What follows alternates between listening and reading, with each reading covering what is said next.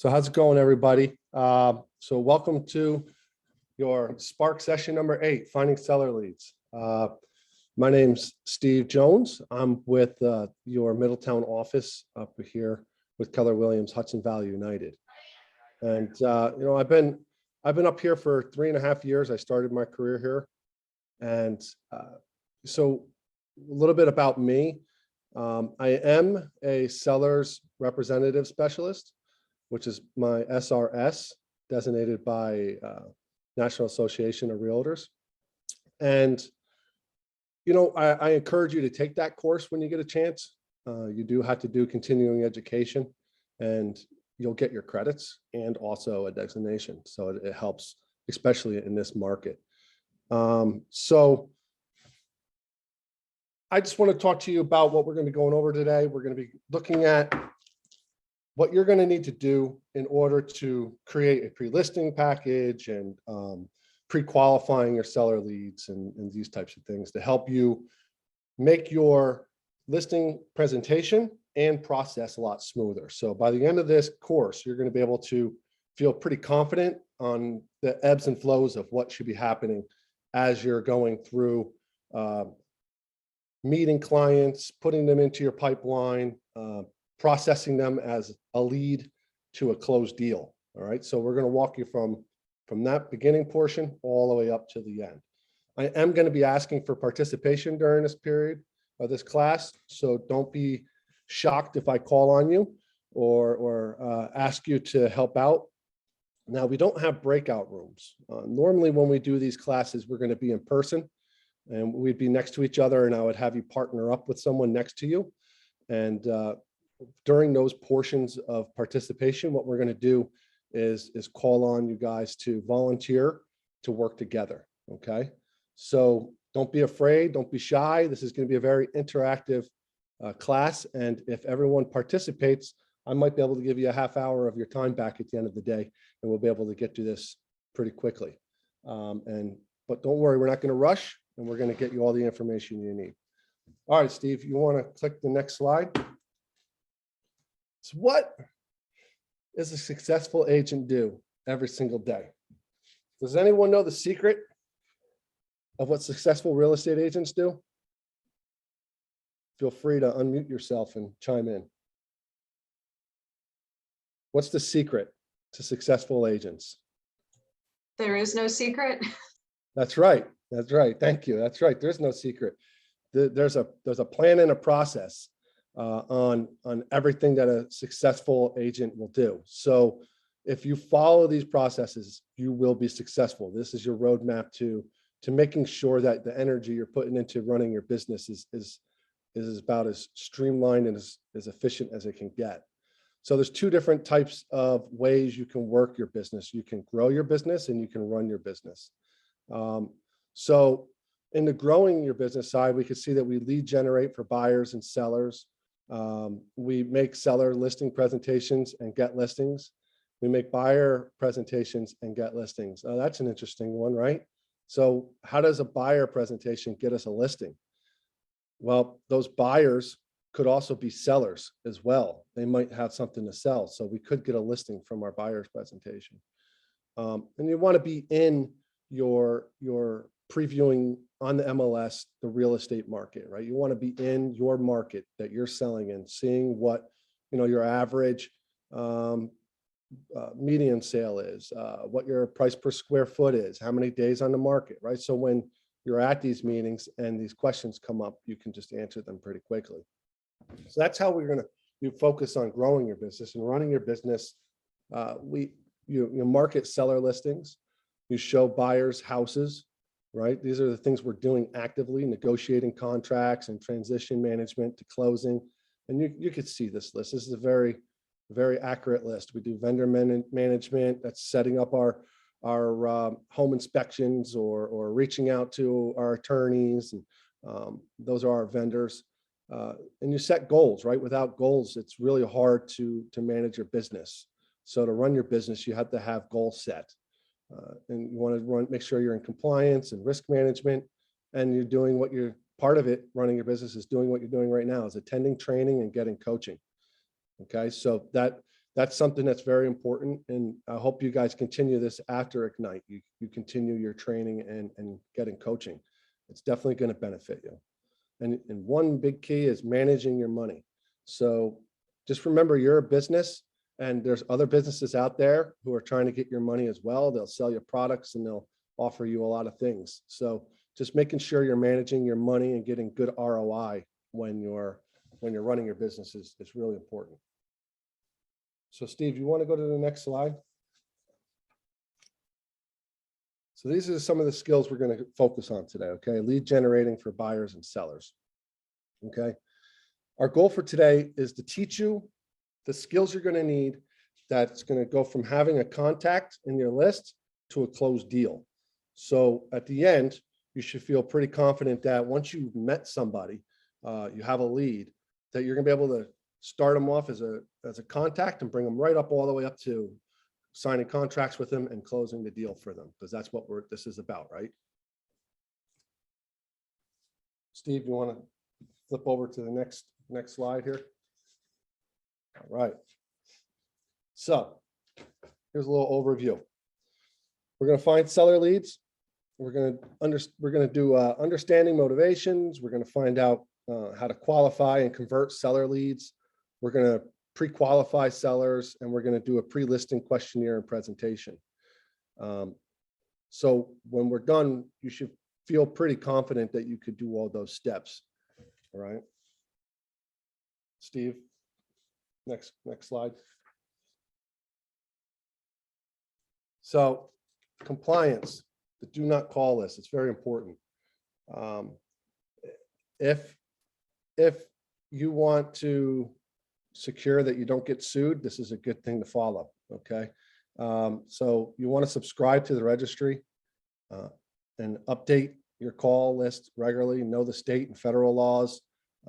Like for instance, right now, we are in a state of emergency in New York. You can't cold call.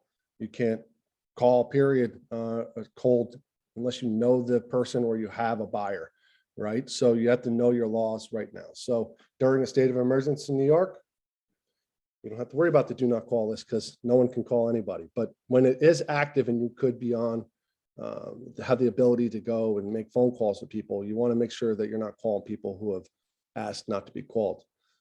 So you're going to want to check before you call them. You're going to have a list and you're going to make sure that you update it regularly.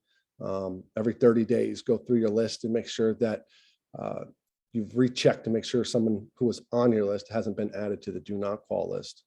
And you want to honor your consumer's request. You know, they're on that list for a reason. So you don't want to be calling them, annoying them, because that's how they're going to take it. Anyone else who's not on the list, they won't think it is as an annoyance.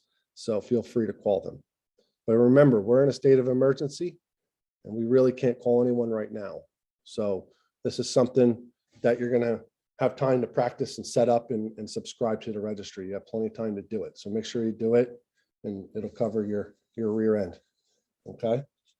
Steve, you want to go to the next slide? Okay. What's your number one goal as a real estate agent? Anyone want to chime in?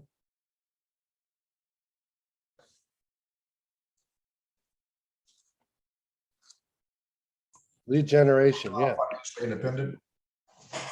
That's right. So Brian, lead generation is your number one goal. Without leads, your business is dead. So it's really important to be feeding your pipeline and reaching out to the people you know.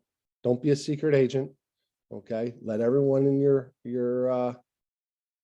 surrounding area know that you are an agent, and let your database and everyone in your sphere of influence know that you're an agent. Okay, so you want to build your database up through reaching out to your sphere of influence and marketing.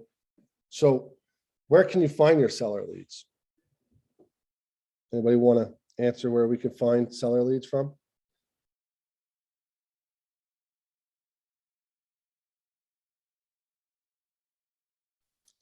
Well, we find our seller leads. We find our seller leads through your database, right?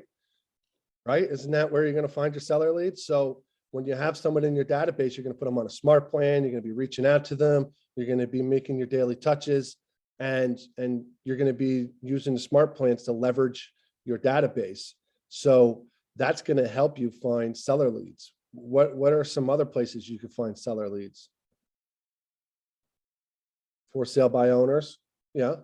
Yep. Seller, you could do that, but you have to remember you can't call anyone right now. So for sale by owners right now, unless you have a buyer, you really shouldn't be reaching out to them. But yeah, in a normal market, for sale by owners. What about open houses? Can open houses generate seller leads? Absolutely. So someone's coming in, right? Use your database and your 10-4 or your daily 10-4, and that'll help you. We do open houses. Okay. So when a buyer comes in, as we talked about previously, a buyer comes in and they're looking at your open house and they don't have an agent, and they're talking with you and they're like, hey, I really love this house, but I have a house to sell before I can buy. So that buyer could actually become a seller lead. So open houses can help you, right? How about your sphere of influence, right? Your referrals. So the people that you know that already know you, you don't have to sell yourself to these people. They already know you. They love you. Those are the easiest people to talk to. So, we'll concentrate on cold leads and how to get them to warm leads and closing, but you already have a sphere of influence. You need to recognize your sphere of influence and be in contact with them. So they know you're in real estate, and they're going to be your best chances of having a great referral business. Your best friends, your family, they already know you, they love you. So they're going to be the ones who do all the talking for you, right? So that's an easy one. Okay. You want to go to the next slide, Steve? So now if someone says to you that they're interested in selling their home, first, you're going to want to connect with them so that they know that you're their real estate agent of choice, right? And then you're going to want to understand how ready they are. Are they looking to, yeah, exactly. Yep. Are they looking to, I'm also reading the chat, guys, sorry. So when you're contacting them, are they ready to sell? Are they gonna need some time to sell? What are their motivations for selling, right? And once you think someone's willing to sell, you're gonna be pre-qualifying them, right? So you're not wasting your time and making your process more efficient. So if they're ready and they're able to sell, you want to set up a listing presentation. Okay. And you want to, so you can not waste your time. A listing presentation, a pre-listing presentation, you're going to send out to them, and that's going to kind of set the tone for what you're going to be meeting with them about, and it'll help make that whole process go so much more smoother. Steve, you want to do the next slide? Yeah, I'm going to reshare those two docs too, just to make sure people that join late have access to it. Thanks. Thanks, Steve.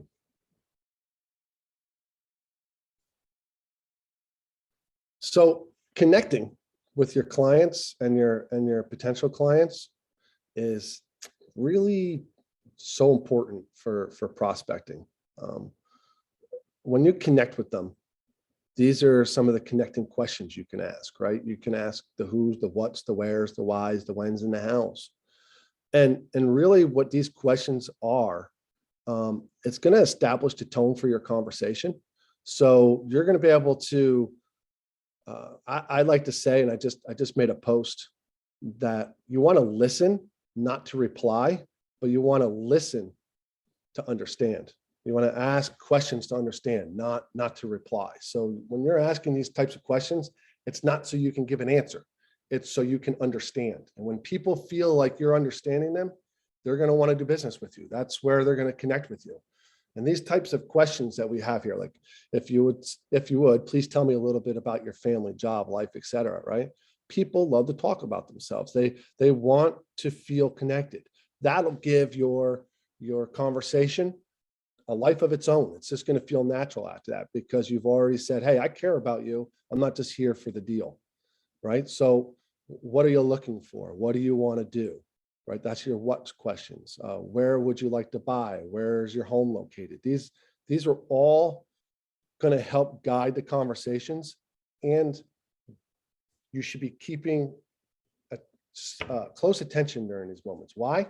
Because first off, this information you're going to put in is all this information into your database. So as soon as that client tells you the who's, the where's, the job, where about their family, where they work, their life, you can put all that information into their database. So now you have it later on when you're doing smart plans and those types of things. It's really going to help you.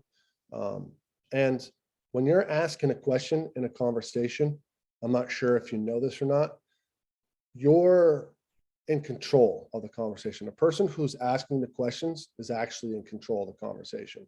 So this is also going to demonstrate your ability to be in control and feel confident and be that leader that they're going to want to trust and to use, right? So Steve's walked away, but I need the next slide.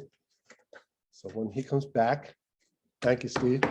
Steve, are you multitasking today? Oh, you bet I am, Steve. Oh, Steve, we love you. All right. All right. So you're going to be able to categorize, all right, your seller's timeline. And it's really important because it's going to help you be able to figure out who's ready to sell and who's not ready to sell. Let me ask you guys a question. If someone says, I'm ready to sell right now, or if someone says, I'm ready to sell in 6 months, does that determine how you're going to respond to them? Who are you going to give more attention to at this moment? Right? So understanding a person's willingness and readiness to sell is really important. You're going to be able to categorize them. This has you categorizing them as A, B, and C, right? And if someone falls in the C category, you're gonna put them on a smart plan, and you're gonna make your connections and your touches. If someone falls in the A category, that's hot. You want that, especially in this market, right? It's really hard to get listings in this market.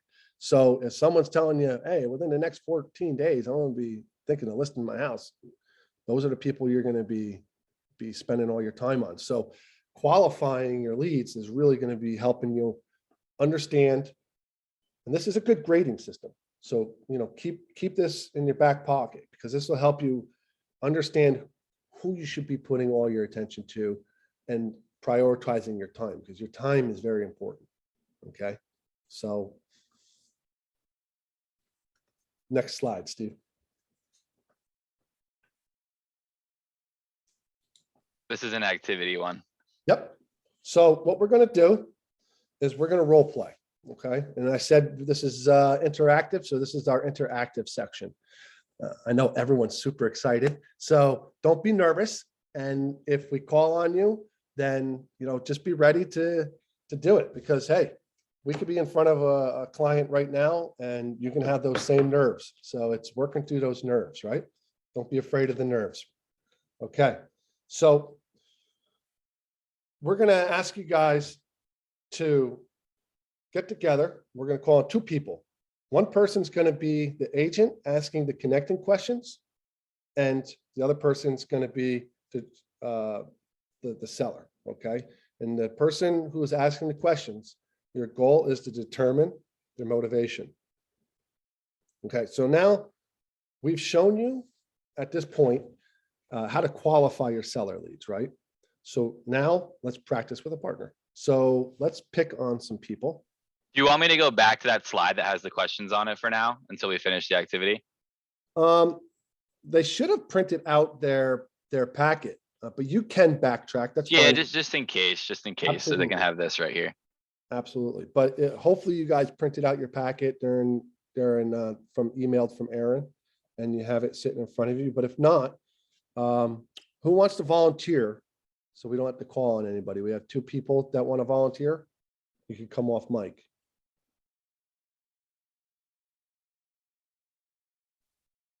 Come on, Cassie, I know you want to do it. I know you're at work. I know it's the best time for you. She literally can't. That's all right. Hey, if you can't, then don't worry about it. Just sit back and listen. But we're gonna ask somebody to to participate? Anybody? Okay. Let's do Barb Hickman. If you could come off, unmute yourself. And let's do, Hey, Barb. thank you, Hi, Barb. Stephen.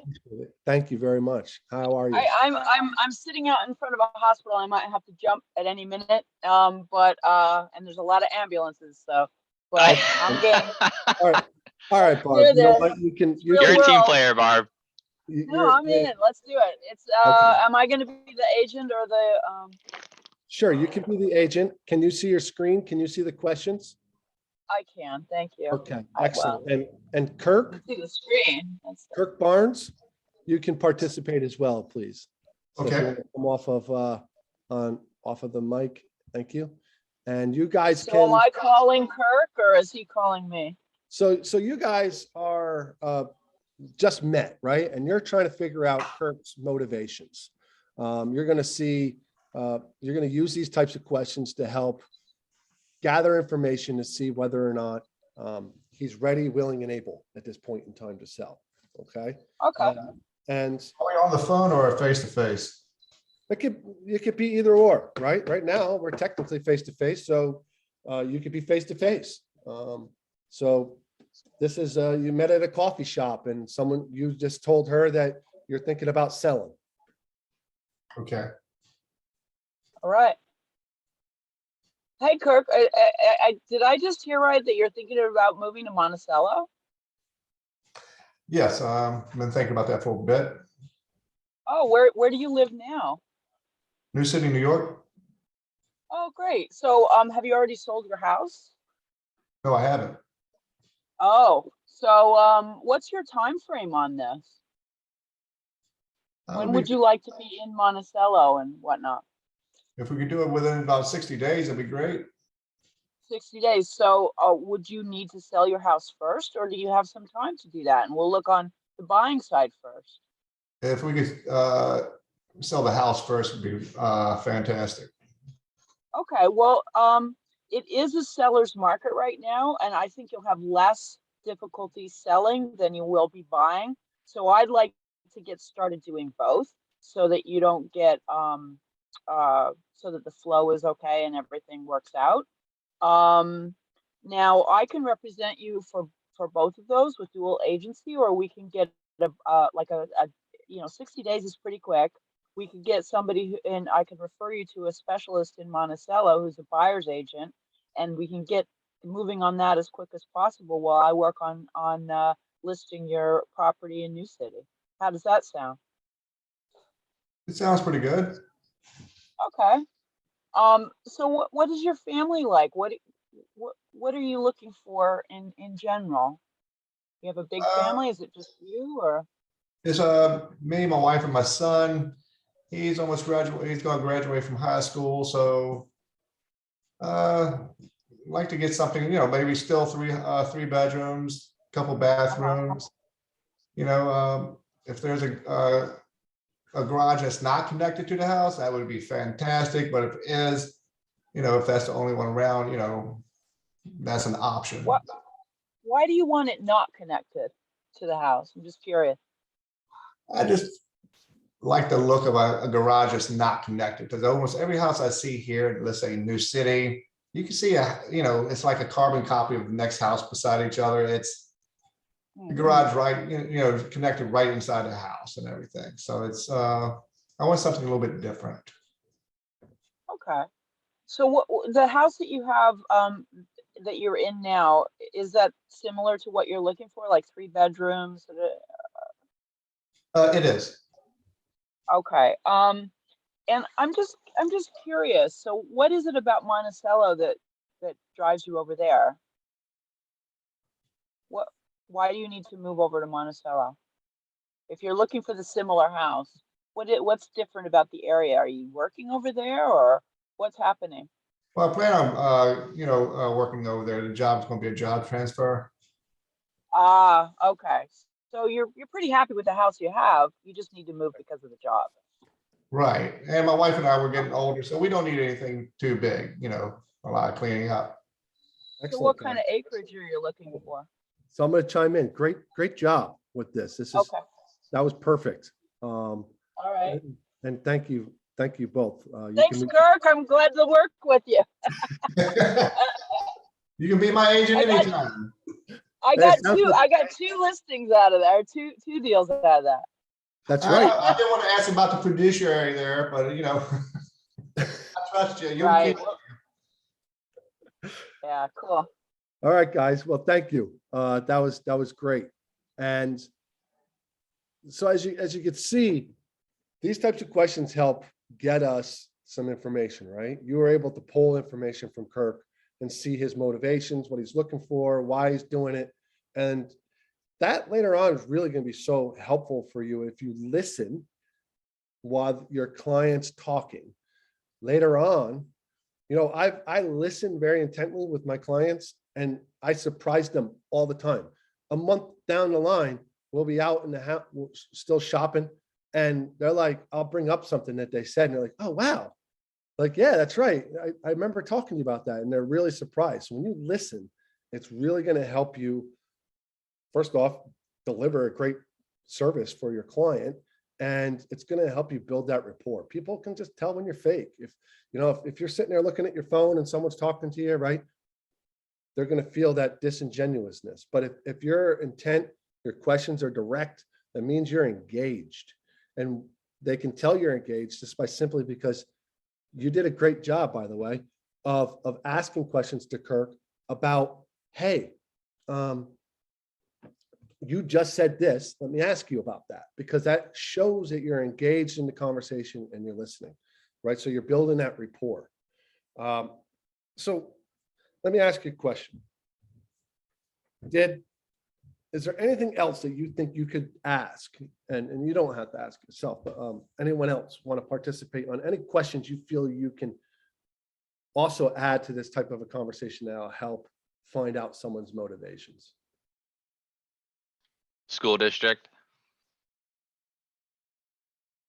That's a good question, Steve, to ask somebody, but it's also something we're not allowed to really guide someone on. So you have to direct them to figure out what the school district is on their own accord. But if a school district is something that is important to them, then I would definitely suggest guiding them to do their research. Maybe have Scott Leroy Marketing add a school district locator on your webpage. Okay, so you can direct them to your webpage and say, if you're interested in understanding the school districts in the area, go to my webpage and you can do your own research there. Okay, but what other type of questions can we ask? We're not going to belabor this. I just want one more participant. Anybody?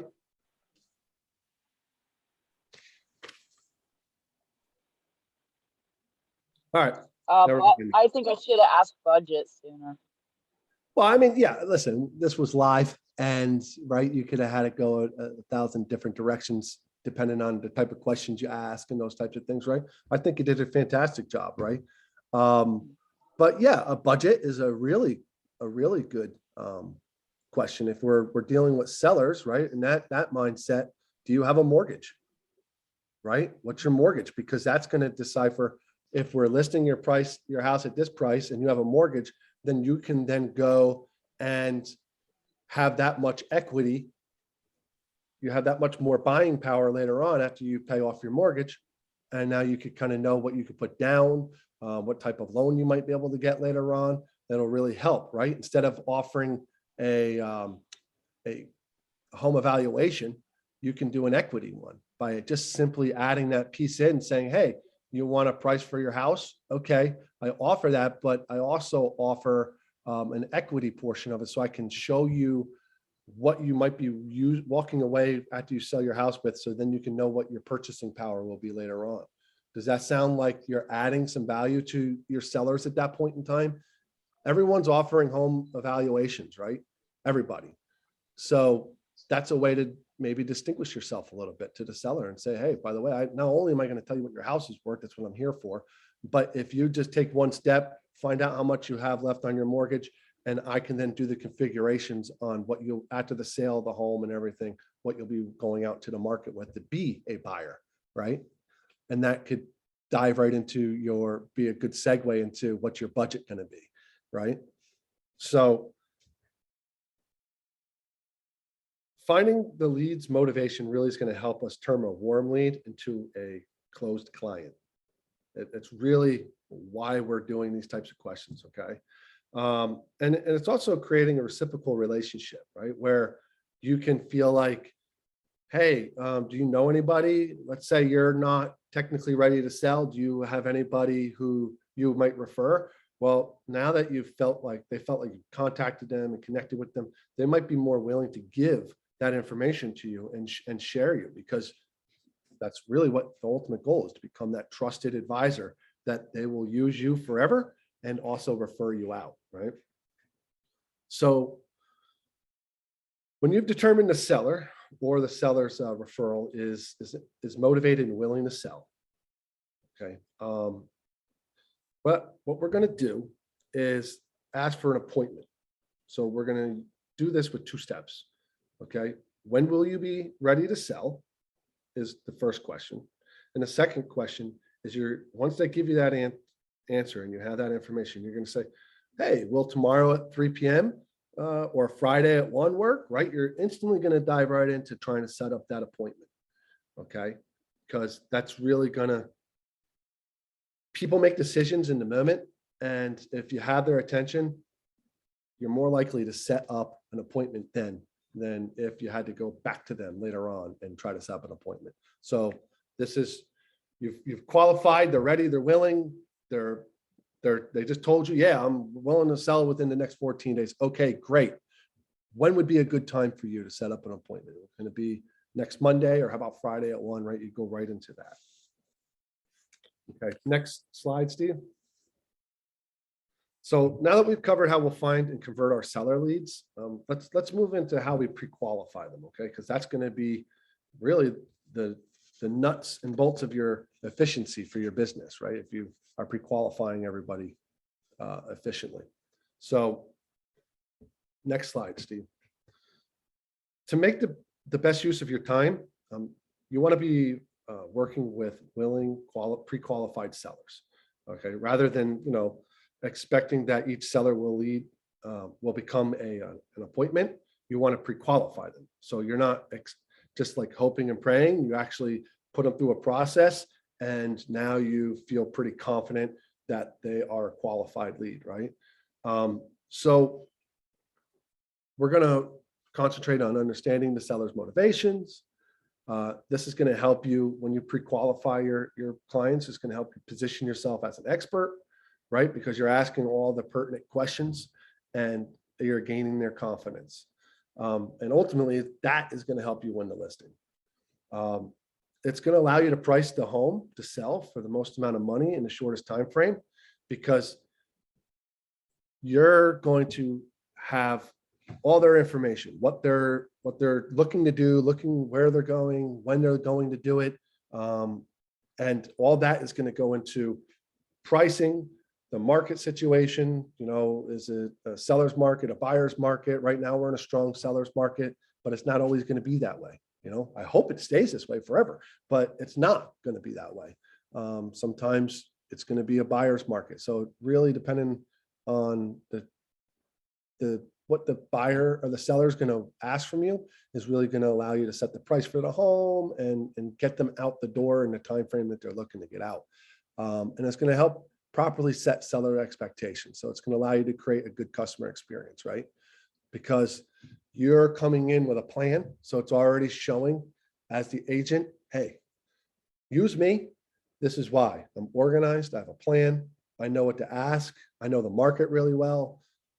And you're bringing value to somebody. It's a values proposition. So you're demonstrating your value proposition to your clients, and it's going to really sell you. Okay. Hey, Steve, next slide. All right, so in a minute, we're going to be practicing our pre-listing questionnaire. Okay. you'll notice that the questionnaire is going to use these types of questions. It's going to be your who's, your what's, your where's, your when's, right?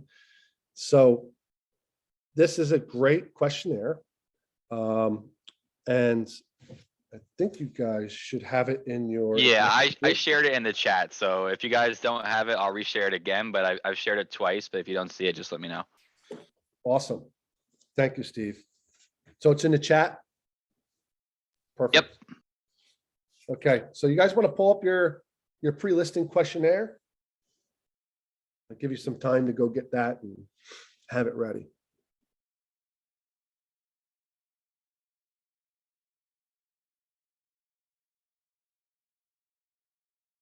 I'll send it one more time. Yep, no problem. 1 second.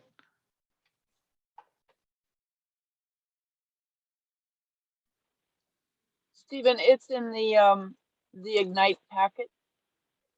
It should be in the chat, but if you go into the chat, Steve's putting a link in right now, and then you can pull it up from there.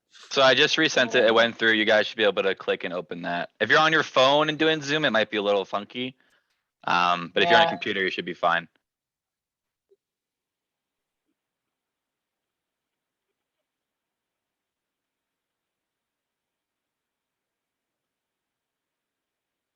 Yeah, I don't see a link. I could stop sharing the presentation and open up the pre-listing questionnaire and do it that way for those that can't see it. Can you do that, Steve? Sure, no problem. Because this slide doesn't do anything for us anyway, so. Thanks, Steve. Yeah, of course. Just let me know if you guys can see it, because sometimes it gets a little goofy. I don't know, in here, it's opening. Yep, it's opening and funky. Hold on.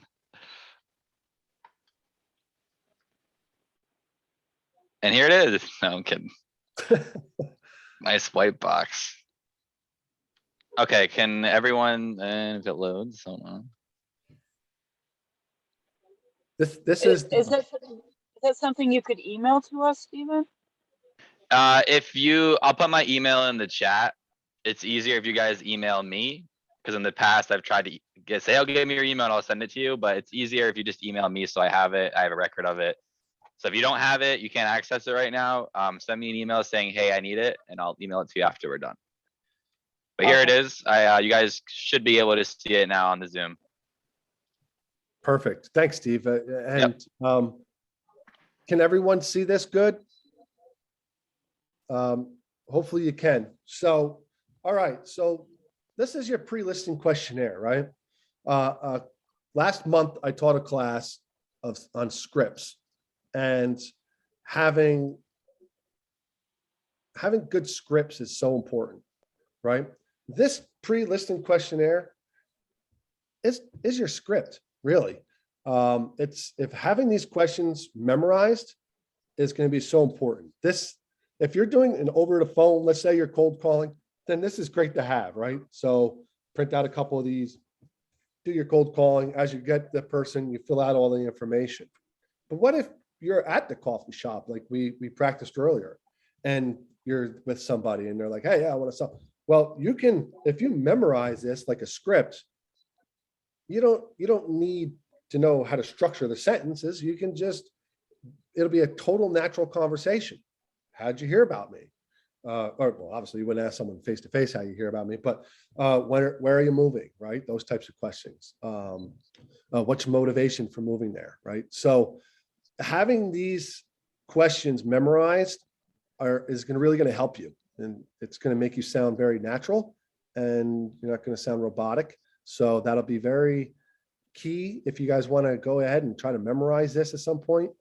But for this instance, we're doing a phone call. We got the person on the phone, and or they're reaching out to you, and this is your sheet that you have printed out. You're going to get their name. You're going to get their email, right? That all the stuff we actually need. Their street address is really important.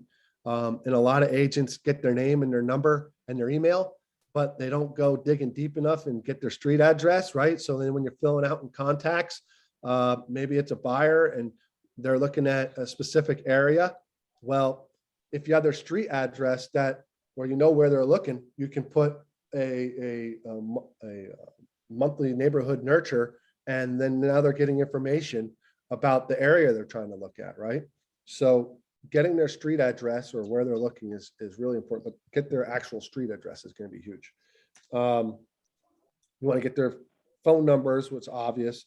Always ask your clients how they prefer to be contacted.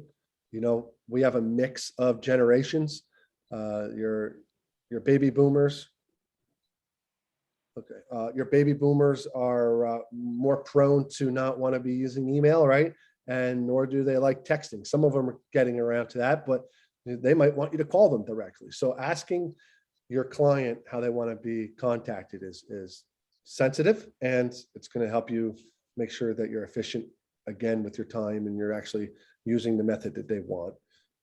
So having their email is going to help you, their time and everything. And then you're going to run through your list. How'd you hear about me? Where are you moving? How soon do you have to be there? If we sell your home in the next 30 days, will that be a problem for you? That's a great question, right? Someone might need a little bit more time. So that might say, yeah, the sale of this home might be contingent upon them finding a home, right? So you might have to have a contingency in there. These types of questions are going to lead you on how to build the deal up for them as you're building, as you're taking all their information down and you put it in the MLS and you're talking to them how you're going to market their house. This type of information is going to help you get all that. What would happen if your home did not sell? How would that affect you, right? Obviously, no one's going to like that question, but it's a good question to ask.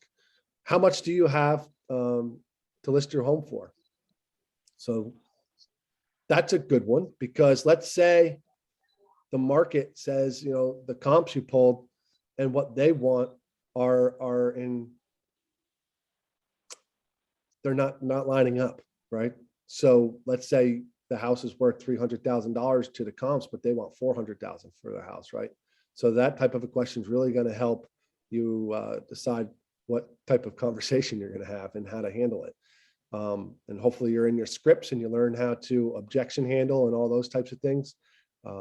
So how much you owe on your property is a very key question, because you could be in a short sale situation.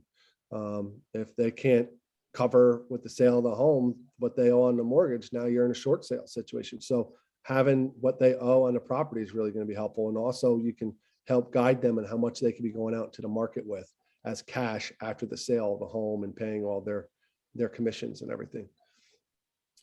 So this is our list. These are your questionnaires. And what we want to do right now is, again, go back into our participation phase. And I'll call on 2 people who will volunteer. And one person's going to be the agent asking these questions, and the other person's going to be the homeowner. If we don't get any volunteers, I don't mind being like the client or customer if you need it, Steve. Okay, perfect. I mean, me and you could do this, right, Steve? But the whole goal is to get people to practicing this. So is there a buyer's questionnaire? These do we have a buyer's questionnaire? I think that's a different class, but It's probably in your PC drive, Colin. okay, so listen, let's keep this moving. So I'm going to pick on somebody and you're going to work with Steven. Okay. Let's see. Who haven't I called on?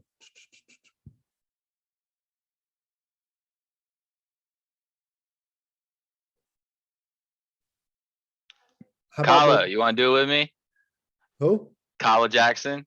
Okay. I don't know if she Kala? can. Can you? If you're available and you're in a position where you could talk, we'd appreciate you come on and ask Steven these questions.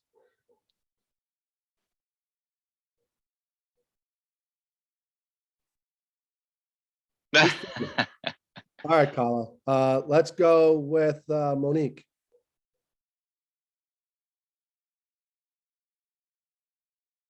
Don't be shy. Steven's friendly. He won't.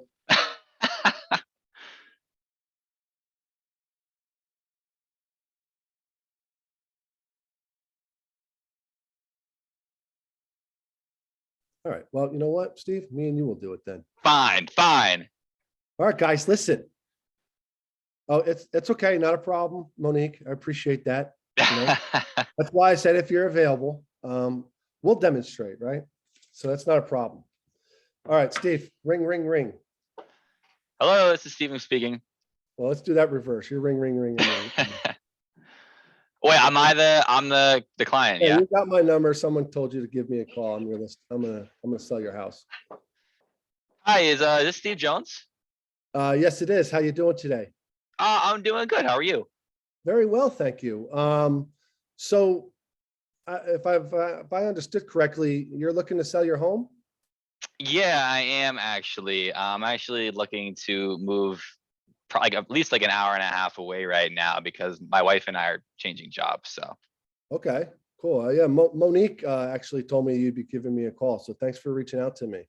yeah, no, I'm happy to. I mean, I saw you online. I see that you have a pretty good presence online, and I looked you up. It looks like you've done a couple of good deals with some families that seem to be pretty happy. So we figured we'd give you a shot. Absolutely. Thank you for the opportunity. Can I ask you a quick question?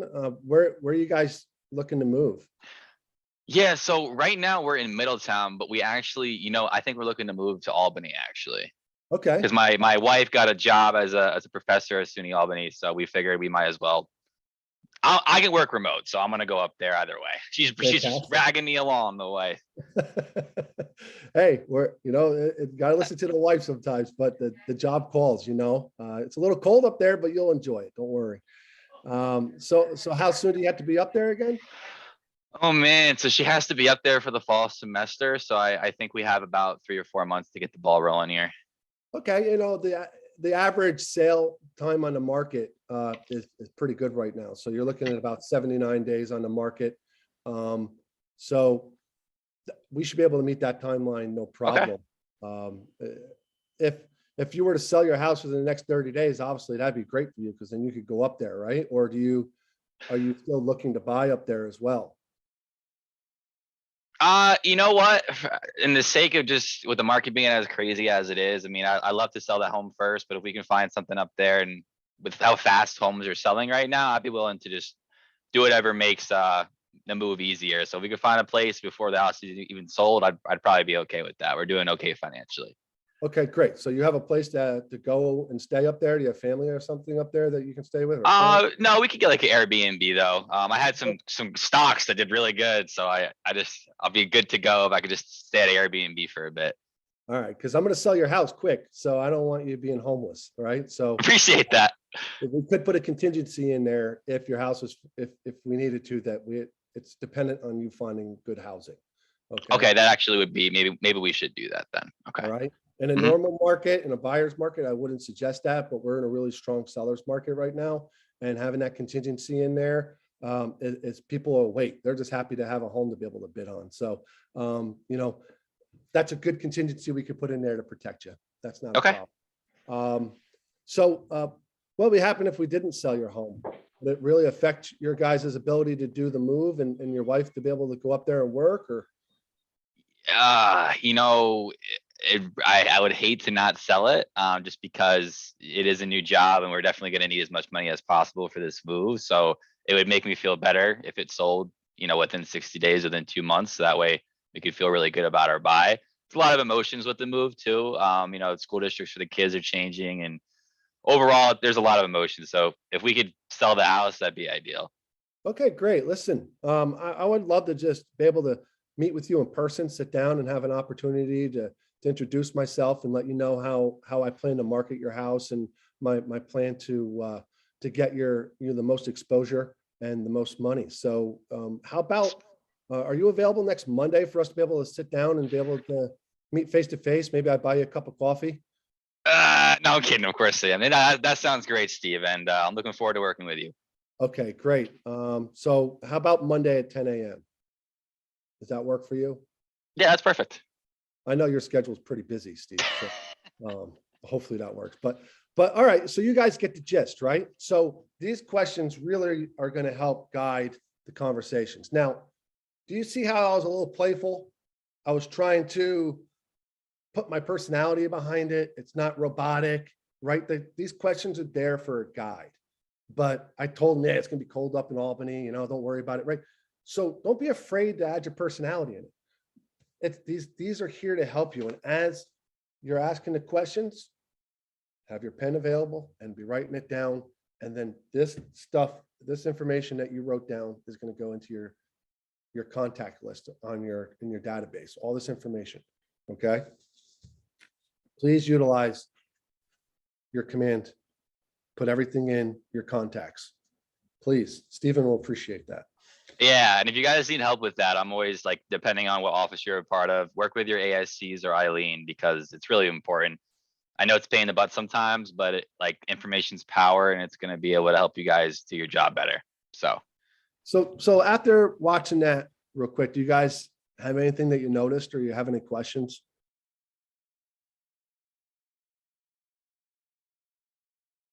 We have a shy group here today, Steve. Very shy, but it looks like a lot of people are working too, which stinks. I know. It's all right though. At least this is recorded and you can go back and watch it again. And so if you have any questions, you missed something, or you're concentrating at work and you missed something. Kurt came off mute. Just something Barb Hickman came up with. When do you fall in line, or maybe feel comfortable about asking if you could also represent them as, a dual agent? So that conversation should really be had face to face, not over the phone. You're sitting down, you've built that rapport with them, and you're now in your disclosure moment of conversation, and you're saying, hey, listen, this is my role. This is how I can find myself in different roles as your agent. This is how this role actually might come up called a dual agent. And then you have that opportunity to express it to them. And then at that point in time, they can tell you whether or not they're comfortable with that, right? If they're comfortable with it, then you have to explain to them that the other side also has to be comfortable with it. If you have a buyer who's willing, right? So then that gives you the opportunity, but that is all going to happen when you're getting all that paperwork signed and you're explaining your disclosures. Thank you. Yeah, good question. Bob, I got you in a second. I just want to say Monique's question. So Monique asked if the questionnaire can be used both ways. I would assume so, right? Well, yeah, I mean, some of these questions pertain, but some of them don't. If the buyer doesn't have a home to sell and they're just out actively first-time home buyer, then you wouldn't ask them how much of a mortgage they have left, right? So that one you would just leave off. But to use your discretion, you go through and you say, oh yeah, this one I can use. So let's say you don't Go ahead, Barb. Go ahead, you can come off and mute. Yeah, I mean, I know I said dual agency, but I think in that situation, in that scenario, I don't think I would be a dual agent, because I would be helping him find a place to buy while I'm helping him sell. Correct. I think the dual agency would be if I was representing a buyer to buy his house. Yeah, no, yeah. Or a no. seller for him to be the buyer for another seller I have, right? Absolutely. So yes. So if you're the listing agent, this is the best, scenario you could dream of, right? Because you're selling that person a home, they're moving local and they're just relocating or taking advantage of the market that we're in. And they're like, I'm gonna sell and relocate, right? Yeah, you're not a dual agent. You're just an agent at that moment. You're their buyer's agent. Yeah, that was a mistake, and because I you're should a have said seller's that. agent. It's confusing.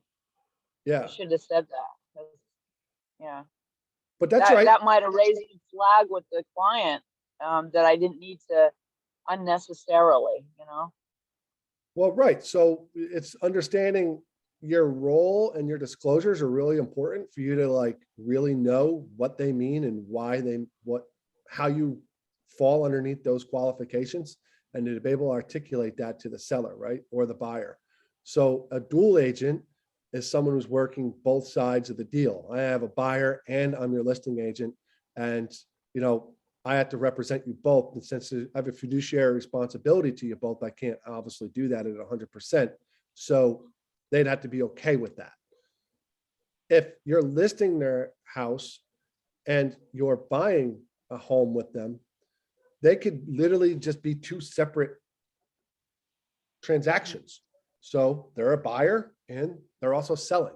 You have to do one before the other, but they are two different separate transactions, and therefore your fiduciary responsibilities change. You're now a buyer's agent versus a listing agent, right? So there's no conflict of interest there at all.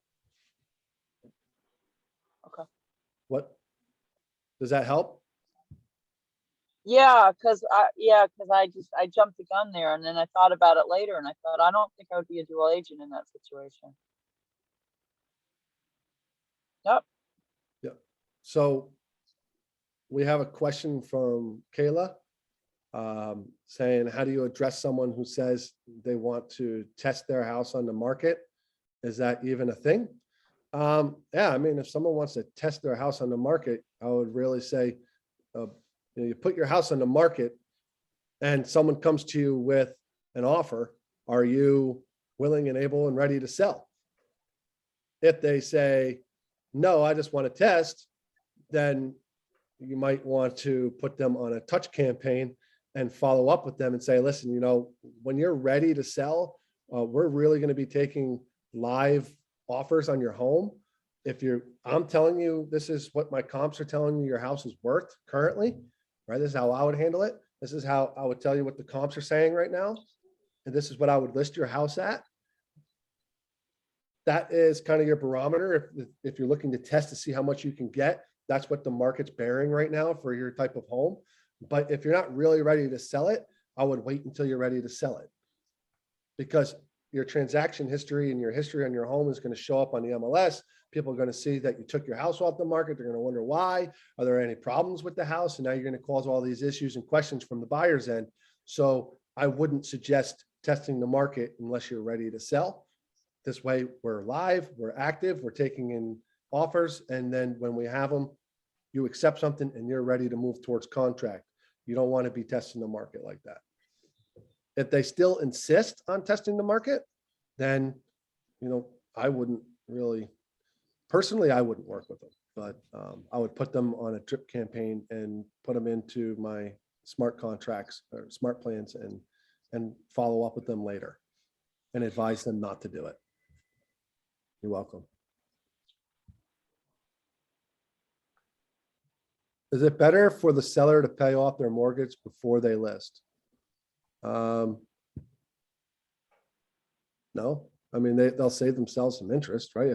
If a seller pays off the principal of the loan, then they're saving on the interest, right? But if they're about to sell, that transaction is going to happen when they sell. They're going to get a full check for the price of their home from the buyer, and then what's left on the mortgage is going to get paid off. So that just depletes what they're going to do anyway. So I wouldn't advise them to pay off their mortgage before they list a home. No, there's no benefit. You're going to sell their home, right? Use positive language. You're going to sell their home. And when you do, they will take that money and pay off their mortgage. There's no need to do that beforehand. There's no benefit. You're welcome. Okay, guys, let's move on to the next one. Steve, you want to go to Did we answer Emily's question? I'm sorry. It's a little noisy in here, so I wasn't sure. Oh, sorry. Yeah, I have something really quick, if that's okay. Sure, yeah. Okay. So it kind of touched on your first slide of the day that had to do with the do not call list and the state of emergency in New York. Hi. What For Ann about Margaret? an expired thank you. listing? Could you mute yourself? Oh, sorry. Excuse me. Sorry, Emily. Go ahead. Okay. I just had a question about an expired listing that's actually in my neighborhood, and I have a friend who is interested in that property. Is that someone that I can call because I have someone who's interested? Absolutely. You can reach out to anybody if you have a buyer. Okay. All right. That's the caveat. Mhm. You can't solicit someone for a listing or anything like that. But if you have a buyer, you can reach out to them. Okay, And perfect. if your buyer doesn't want to buy that house, you can then have a legit conversation with that person who's maybe an expired about, hey, if you're interested in relisting, I can also, because now you're not cold calling them. You actually called them with a buyer, and you're just following up and being efficient, saying, hey, if you want to relist, I'm an agent for you. So you can follow up with that conversation. You just can't go at them with the, oh, by the way, I saw you're an expired, or what happened, I can sell your house, and those types of conversations that we normally would have. We can't do that. Mhm. You can't do that over the phone, but is there any way, like You can't with knock on the expired door listings, that you can at all approach someone about an expired listing? if you have a buyer, Only with the buyer. right? You can't knock on their door. You can't, you could send them a flyer in the mail. So mailings you can do. Okay. You can't knock on the door, and you can't cold call. New York State doesn't want us getting confused with scammers. I guess during these types of times where we're in distress as a nation, scammers take and make cold calling like their main thing. They'll call people and they scam them, and the New York State doesn't want real estate agents getting mixed up in that and confusion. And maybe someone gets scammed because they think it was a legit agent or something. So that's why the cold call is banned. That's why the ban is on. We're not allowed to do cold calling. Perfect. Thank you. You're welcome. All right. So, and to keep the class moving forward, you can always email me. Steve, can you put my email address in there? Is it just sjones@kw? Oh, I got it. Okay. Yeah, that's my email address. If I haven't answered any of your questions, you have a question later on, you could always email me and I'll follow up with you. Okay. So here's the benefits of your pre-listing package. Okay. So it's going to really help set expectations with your clients, and it's going to start showing them your value, and it's also going to get you the listing. I personally, when I send out if I have time to do it, I overnight it. So I'll put the package together, I'll put it in a nice first-class envelope, and I'll overnight it, because who doesn't love getting a package in the mail? When you open it up, it shows that you value them, that you've overnighted this, and it just is a good way of delivering it to them instead of dropping it off. If you could drop it off and be personable, that's great. But I always like to overnight it, and then they get this special first-class package in the mail. And when they open it up, it's very informative and very well put together, and it just goes a long way to making it look classy. All right. So the next slide, my friend, listing presentation. So an effective pre-listing package will position you as the real estate expert in your neighborhood. Okay. It's also going to get their home sold for the right price in the least amount of time with the least amount of hassle. So that's the objective with your listing presentation. Pre-listing materials are specifically designed and in mind to building the seller's confidence in you. So if you have a properly put together listing presentation, it should build the seller's confidence in you. This person knows what they're doing. They're well organized. This package was nice. It helps me have less anxiety about our meeting tomorrow. And it just takes the whole anxiety out of the room a little bit. When people know what to expect, they're more comfortable. When they're more comfortable, they feel like you've created that comfort. And since you created that comfort, you must be really professional, and they're more likely to have an open and honest conversation with you. Okay. So I think we're supposed to go into command at this moment, but if you wanted to go in and take a class in KW command, or go take one of our classes that are on our calendar about how to use this, Stephen, I think you give these types of classes. I wouldn't, I think the next part is literally just recaps and ahas, which is pretty much the end. So I could take him like literally 2 minutes to show you guys where it is at least. Maybe not go like walk through it, but Well, let's do that so you guys can be familiar where let's do it. command. Okay, hopefully you guys are getting comfortable at command or are really comfortable at command. And if not, go in and play around with it. You can't break it. So Whoop. I'm sorry, go ahead. Oh, just making sound effects. Can you guys see my screen okay? Yeah, we can. Okay. All right. So to get to a listing presentation, you guys, there's a bunch of different templates you can use that are already in designs. You guys are already paying for command really with your monthly plan, and you have access to designs, which is really like a little Photoshop. And they even added in animations recently. So now you can do some animated little posts for social stuff. So if you're big on that, definitely take advantage of designs. There's no big learning curve for it, like design, like Photoshop or these other apps. Like it's pretty straightforward. I actually already have a template open, but I'm gonna pretend that you guys were new and that you had just opened it. So you're gonna go in the top right and create a design. In this case, I'd probably do print because you're probably gonna print it out and bring it to your client, and then you hit continue. It's gonna take a second to load because it does not like Zoom, so just give it a second.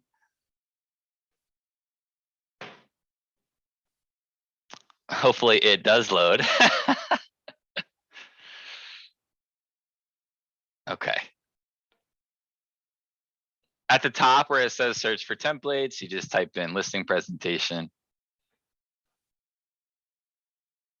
And you're gonna be able to go in this and add pages and delete pages and work it for yourself. Okay, what pages you feel like you're gonna need, what pages you don't want to use, you can delete them. You can See this one customize. right here? Yeah, keep going, Steve. Sorry, I'm just. No, go This is ahead. it right here. Yep. So we're gonna hit use, and then a lot of people say, well, it's only one page.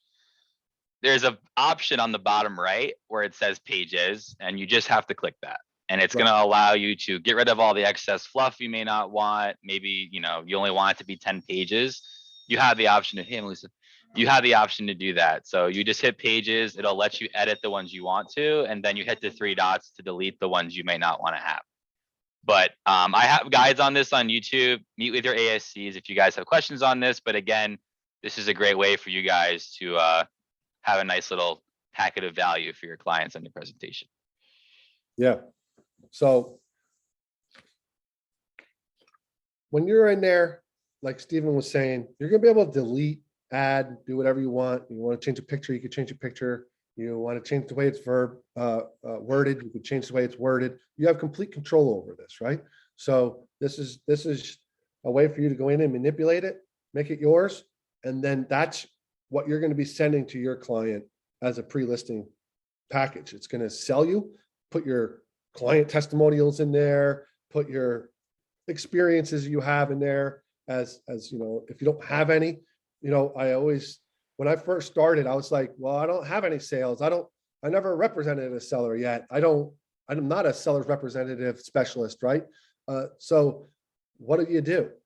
Well, you can leverage our brokerage's experience, right? So our brokerage has sold X amount of homes this past month. And this is the team that I have behind me, that when you list with me, I have all these tools and access to all these great advertising and marketing tools that my brokerage used to sell these X amount of homes this last month. So if you don't have the experience yourself, lean on the brokerage's stats, lean on what we've done over the last 6 months or last month, right? So don't feel like because you don't have any experience that you need to have that experience in when you're trying to tell them your qualifications, right?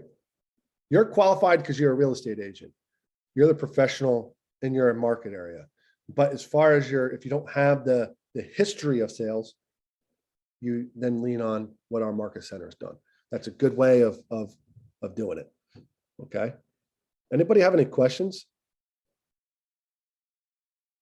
You're welcome, Brian. Absolutely. I wanted to add to this what Steve was saying. So when I was talking to Steve earlier when we were doing the role play, remember how he said like the media plan, or he said like, here's what we might be doing. This is a great thing to give to your clients, right? Because it's saying, well, what are we doing when we list the property? Are we doing postcards? Are we marketing to people? So just going off of that, but. Yeah, so we have a marketing leveraging team that I use. You can ask Aaron Chambers if you're interested in leveraging it, if you get a listing. And they'll print out. I've been lucky. I've been primarily a listing agent in my time as an agent, but so I have a lot of these cards built up, and I bring them in, a handful of them, and I say, "Hey, look at all these listings." And what they are is a nice postcard that says "just listed," and it has like a special QR code on there. You could scan it. So when it gets mailed out, this company will create a mailing list for you if you don't have one already. And they'll do like 100 houses around the listing that you just took, right? You're going to bring this into your listing presentation. So listen to what I'm saying. You can take this card that you used, you mailed out to the last 100 homes in the area, right around your new listing. And each card has a unique QR code that's specific just for its address. It'll get when someone scans it, it'll tell you, the agent, and your client what address and what street, how many times they clicked it. Like, 46 First Street clicked and was interested in this, and they scanned it with their phone and they went to the landing page. Oh, they did this 4 times in the last 2 days. So now you know they're really interested, right? So you have data behind it. You could use that data as reverse prospecting if you want, and then follow up with it. They might be looking to sell. They might be looking to have someone in their family might be buying, and maybe they didn't like that particular home that you listed, but you can reach out to them and say, and reverse prospect and see if you can get a buyer from them or a listing from them. But I bring these cards into my listing presentation and I say, hey, look, this is my marketing plan.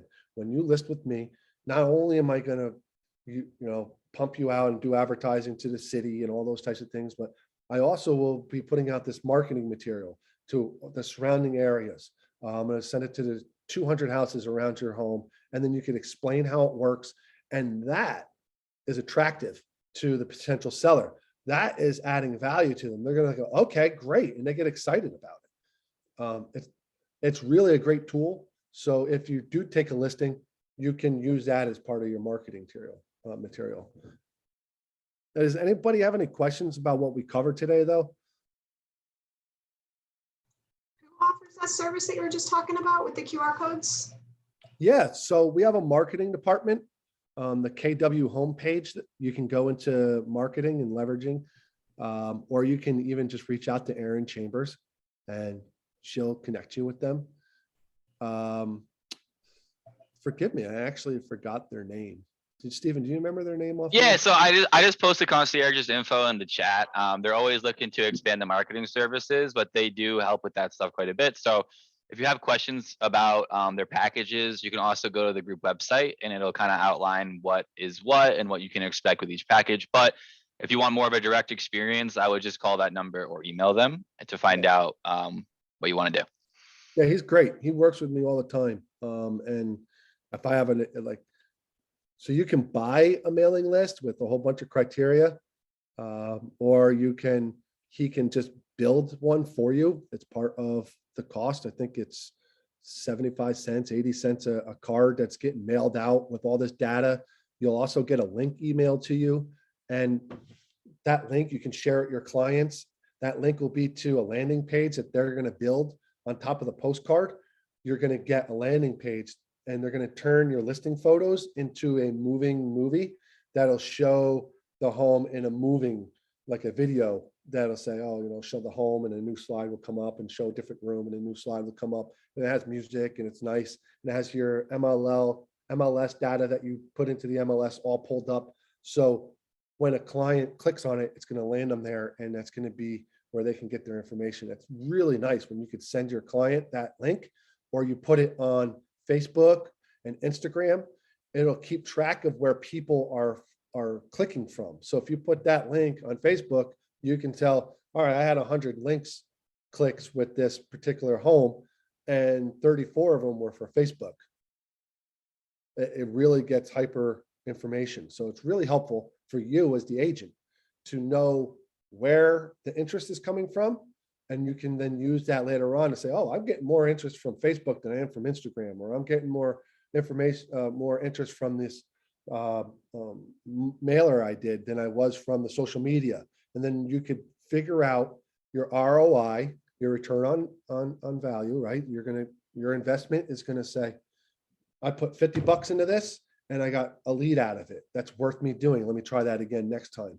Or I put $50 in this for the last year and a half, and I haven't got much results. I put it $50 a month in and I haven't got a lot of results. Maybe I need to increase my budget or cut that out altogether. As a new business owner, you need to keep track of your budget. And this type of information is really going to help you quantify and justify using certain services. That's why I said in the beginning, really remember, you're a business and there's other businesses out there who are going to sell their services to you. And it's great to use them, but make sure you're getting good ROI on it. That's my advice. But yeah, the information's in the chat now. Steve put it in there. So, All right. Good timing too. yep. Looks like we can give you guys 13 minutes back in your day. But just real quick before you guys leave, any questions out? Any other questions? You can follow me up. My email's in the chat as well. And I'm always here and available if you guys have any questions. So enjoy your day. Hopefully this will get posted. If you need to rewatch it, it'll get posted. Right, Steve? Yep. All right. All right, guys. Thanks for joining us. Thank you. Thanks, everybody. Thanks, Steve. Yep. Absolutely. Bye.